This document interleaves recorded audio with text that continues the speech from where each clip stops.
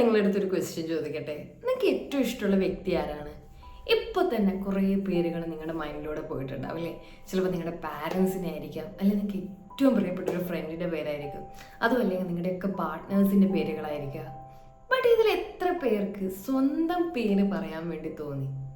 Very rare അല്ലേ? തീർച്ചയായിട്ടും നമുക്ക് എപ്പോഴും ഏറ്റവും ഇഷ്ടമുള്ള വ്യക്തി ആരാണെന്ന് ചോദിക്കുമ്പോൾ നമ്മുടെ പേര് പറയും. ചിലപ്പോൾ നമുക്കൊരു മടിയാണ്, അല്ലെങ്കിൽ പലർക്കും നമ്മളെ തന്നെ ഇഷ്ടമല്ലാത്തൊരു കാര്യമുണ്ട് അല്ലേ? ചിലപ്പോൾ നമുക്ക് എന്തൊക്കെ കഴിവുകളുണ്ടെങ്കിലും അല്ലെങ്കിൽ നമ്മൾ എത്രത്തോളം ബെറ്റർ ആണെന്ന് നമുക്ക് അറിയാമെങ്കിൽ കൂടെ ഉള്ളിൻ്റെ ഉള്ളിൽ നമുക്കൊരു ഞാൻ പോരാ എന്നൊരു തോട്ട് ഉണ്ടാവാറില്ലേ?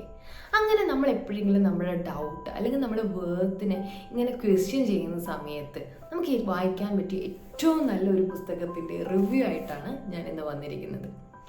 ഒരു പക്ഷേ നമുക്ക് ഏറ്റവും പ്രിയപ്പെട്ട ആൾ നമ്മൾ തന്നെ ആയിരിക്കും എന്നുള്ള ഒരു തോട്ട് നമ്മളുടെ ഉള്ളിലേക്ക് കൊണ്ടുവരാൻ ഈ ഒരു നോവലിന് സാധിക്കും. അത് തന്നെയാണ് ഈ നോവലിൻ്റെ ഏറ്റവും വലിയ വിജയം എന്ന് പറയുന്നത്. അപ്പോൾ ഇന്ന് ഞാൻ പരിചയപ്പെടുത്തുന്ന നോവൽ മറ്റേതുമല്ല, ഏറ്റവും പ്രിയപ്പെട്ട എന്നോട് എന്ന് സോഷ്യൽ മീഡിയയിൽ വളരെയധികം തരംഗമായിട്ടുള്ള ഒരു നോവലിനെ കുറിച്ചാണ്. നിങ്ങളെല്ലാവരും ഇതിൻ്റെ റീൽസും കാര്യങ്ങളും ഒക്കെ കണ്ടിട്ടുണ്ടാവും. ഒരുപാട് നാളുകൾ കൊണ്ട് വായിക്കണമെന്ന് വിചാരിക്കുന്ന ഒരു പുസ്തകം, പക്ഷെ പല കാര്യങ്ങളായിട്ട് ഇങ്ങനെ മാറ്റി വെച്ച് ഒടുവിൽ എത്തിയിട്ട് കയ്യിൽ കിട്ടിയപ്പോൾ ഒറ്റ ഇരിപ്പിനെ തന്നെ വായിച്ചു തീർത്തു എന്ന് പറയുന്ന ഒരു ഫീലായിരുന്നു കേട്ടോ എനിക്ക്. അപ്പോൾ ആദ്യമൊക്കെ എന്താണ് ഇതിൽ ഇത്രയും ഹൈപ്പ് ഉള്ളത് എന്നുള്ള ഒരു മുൻധാരണയോടുകൂടി തന്നെയാണ് ഞാൻ ഈ നോവൽ വായിക്കാൻ തുടങ്ങിയത്. അതുകൊണ്ട് തന്നെ ആണോ എന്നറിയില്ല, എനിക്ക് ആദ്യ ഭാഗങ്ങളൊന്നും അത്ര അധികം ഇൻട്രസ്റ്റിംഗ് ആയിട്ടോ അല്ലെങ്കിൽ ആദ്യമൊന്നും അത്രയധികം എന്തെങ്കിലും ഒരു വാവ് ഫാക്ടർ ഉള്ളതായിട്ടോ എനിക്ക് തോന്നിയിട്ടില്ല. പക്ഷേ ഒരു പകുതി ഭാഗത്തേക്ക് എത്തുമ്പോഴത്തേക്കും എവിടെയൊക്കെയോ ഇത് വളരെയധികം റിലേറ്റബിൾ ആയിട്ട് നമുക്ക് എല്ലാവർക്കും ഫീൽ ചെയ്യുന്നതായിട്ട് തോന്നാം. പലപ്പോഴും ഏറ്റവും ഇഷ്ടമുള്ള ആൾ അല്ലെങ്കിൽ ഏറ്റവും നമുക്ക് ഇഷ്ടമുള്ള കാര്യം എന്താണെന്ന് ചോദിക്കാം, മറ്റുള്ളവരുടെ കൂടെ ടൈം സ്പെൻഡ് ചെയ്യാനാണ്, അല്ലെങ്കിൽ നമുക്ക് ഏറ്റവും പ്രിയപ്പെട്ട ആളുടെ കൂടെ ടൈം ചെലവഴിക്കാനാണ്, അല്ലെങ്കിൽ അവരെയാണ് ഏറ്റവും ഇഷ്ടം എന്നുള്ളൊരു കൺസെപ്റ്റിലേക്ക് എത്തുന്ന നമ്മൾ, അല്ലെങ്കിൽ എല്ലാ കാര്യത്തിലും മറ്റൊരാളെ ആശ്രയിച്ചു ജീവിക്കുന്ന കുറേ ആളുകൾ ഈ കൂട്ടത്തിലുണ്ടാവും അല്ലേ? അത് നമ്മൾ ഫിനാൻഷ്യലി നമ്മൾ ഇൻഡിപെൻഡൻ്റ് ആണെങ്കിലും ഇമോഷണലി ഡിപ്പെൻഡൻ്റ് ആയിട്ടുള്ള ഒരുപാട് ആളുകൾ നമ്മുടെ ചുറ്റും. നമുക്ക് എന്തെങ്കിലും ഒരു കാര്യം അല്ലെങ്കിൽ നമ്മൾ ഹാപ്പി ആവണമെങ്കിൽ വേറൊരാൾ ഉണ്ടാവണം എന്നുള്ളൊരു തോട്ട് നമുക്ക് പല ആളുകൾക്കിടയിലും ഉണ്ട്, എനിക്കും ഉണ്ടാവാറുണ്ട്.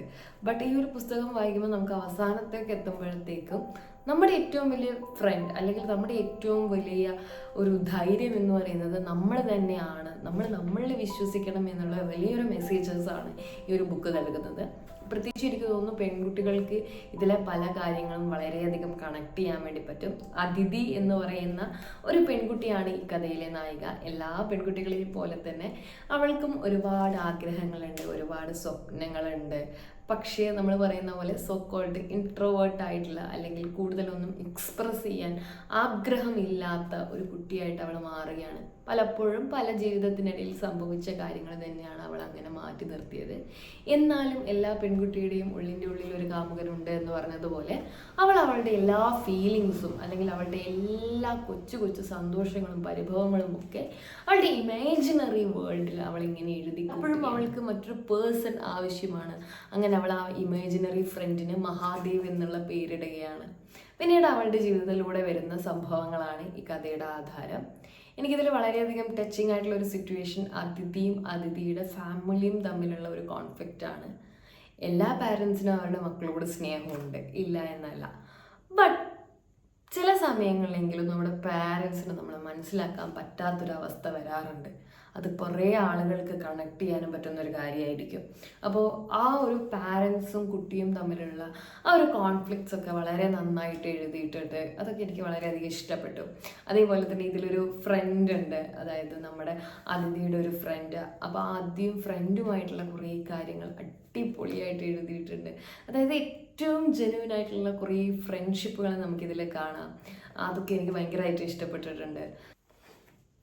ഏറ്റവും പ്രിയപ്പെട്ട എന്നോട് എന്നുള്ള പുസ്തകം ഒരു പെൺകുട്ടിയുടെ കഥയായിട്ടാണ് അവതരിപ്പിക്കുന്നതെങ്കിലും ഇതിലെ മെയിൻ ആയിട്ടുള്ള കോൺസെപ്റ്റ് ആയിട്ടുള്ള സെൽഫ് ലവ് അതായത് നമുക്ക് നമ്മളോട് തന്നെയുള്ള സ്നേഹം, അല്ലെങ്കിൽ നമ്മളെ തന്നെ പ്രയോറിറ്റി ആയിട്ട് കണക്കാക്കുന്ന കാര്യം, അത് ഗേൾസിന് മാത്രം പറ്റുന്നൊരു കാര്യമല്ല, അത് എല്ലാവർക്കും വേണ്ട ഒരു കാര്യം തന്നെയാണ്. നമുക്കൊരു സാലറി കിട്ടിക്കഴിഞ്ഞാലോ അല്ലെങ്കിൽ നമുക്കൊരു തീരുമാനം എടുക്കുമ്പോഴോ പലപ്പോഴും നമ്മുടെ എല്ലാവരുടെയും മനസ്സിൽ നമ്മളെക്കാൾ കൂടുതൽ നമ്മുടെ ചുറ്റുമുള്ള ആളുകളുടെ മുഖമായിരിക്കും കൂടുതൽ ഉണ്ടാവുക. സാലറി കിട്ടിക്കഴിയുമ്പോൾ അവർക്ക് വേണ്ടി ഡ്രസ്സ് വാങ്ങുന്നു, അല്ലെങ്കിൽ അവർക്ക് വേണ്ടിയുള്ള കാര്യങ്ങൾ ചിലവഴിക്കുന്നു. പക്ഷെ പലപ്പോഴും ആ സാലറിയിൽ ഒരു പങ്ക് പോലും നമ്മൾ നമുക്ക് വേണ്ടിയിട്ട് ചിലവാക്കുന്നുണ്ടാവില്ല. പലപ്പോഴും സെൽഫ് ലവ് എന്നുള്ളത് സെൽഫിഷ്നെസ് ആയിട്ട് നിങ്ങൾ വ്യാഖ്യാനിച്ചു പോകാറുണ്ട്, അല്ലെങ്കിൽ നമ്മൾ വ്യാഖ്യാനിക്കാറുണ്ട്. പക്ഷെ സെൽഫ് ലവും സെൽഫിഷ്നെസ്സും രണ്ടും രണ്ടാണ്. നമ്മളെ പ്രയോറിറ്റൈസ് ചെയ്യുക എന്നുള്ളത് ഒരിക്കലും മറ്റൊരാൾക്ക് ദോഷമാവുന്ന തരത്തിലല്ല. നമുക്ക് വേണ്ടി നമ്മൾക്ക് മാത്രമായിട്ട് കുറച്ച് സമയം സ്പെൻഡ് ചെയ്യുക എന്നുള്ളതിൽ ഒരുപാട് കാര്യങ്ങൾ നമുക്ക് തിരിച്ചറിയാനുണ്ട്. സോ അത്തരത്തിൽ വലിയൊരു മെസ്സേജസ് ആണ് ഇതിൽ നൽകുന്നത്. എന്നെയാണ് എനിക്ക് ഏറ്റവും ഇഷ്ടമെന്ന് നിങ്ങൾ തിരിച്ചറിയുന്നിടത്ത് ഈ നോവൽ പൂർണ്ണമാകുന്നു എന്ന് പറഞ്ഞുകൊണ്ടാണ് കലാകൃത്ത് ഇത് എഴുതി അവസാനിപ്പിക്കുന്നത്. തീർച്ചയായും അത് തന്നെയാണ്. നമ്മളെ കണ്ടെത്തുമ്പോഴും നമ്മളെ സ്നേഹിക്കുമ്പോഴുമാണ് നമ്മുടെ ജീവിതവും കൂടുതൽ മനോഹരമാവുന്നത്. മറ്റൊരു വീഡിയോയിൽ വീണ്ടും കാണാം. ബൈ.